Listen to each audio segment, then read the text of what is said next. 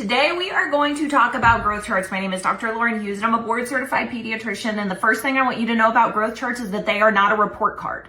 It's not a pass-fail situation, okay? Children come in all shapes and sizes, and so they are going to have all different percentiles, and that is normal. We wouldn't have a 50th percentile if no one was at the first and no one was at the 99th. It wouldn't be the same chart, okay? So here's a couple things I also want you to know.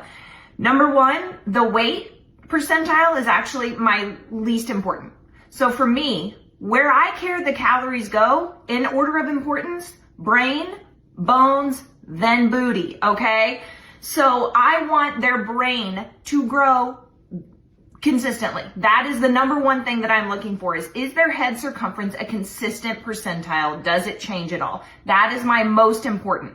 Then I want to make sure they're getting enough calories that their bones are growing, and I'm looking at the length. It is length for 0 to 2 and then height for 2 and up.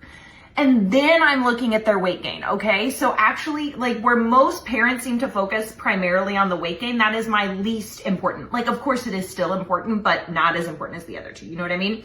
Second is make sure you are using the chart appropriate for your child. If your child has Noonan syndrome, they have a Noonan chart. If they have Down syndrome, they have a Down syndrome chart. If they are premature, they are using the Fenton chart. And so the WHO chart is what we use for 0 to 2. And then we change to the CDC chart from 2 until they go on to adult doctors, okay?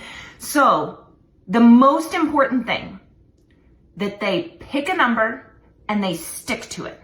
Okay, so their weight typically adjusts the first few months until they find their curve, because their birth weight is oftentimes more representative of their intrauterine environment. Meaning, if you had something like gestational diabetes, you might have a bigger percentile baby, and then they're going to find their genetic curve in the first few months. Conversely, if you had a baby where you had really high blood pressure during pregnancy, they might be born on the smaller side and then increase and find their genetic potential. But essentially what I want is, I don't care about the number. I care that they find a number and they stick to their number. Okay? Have a good one.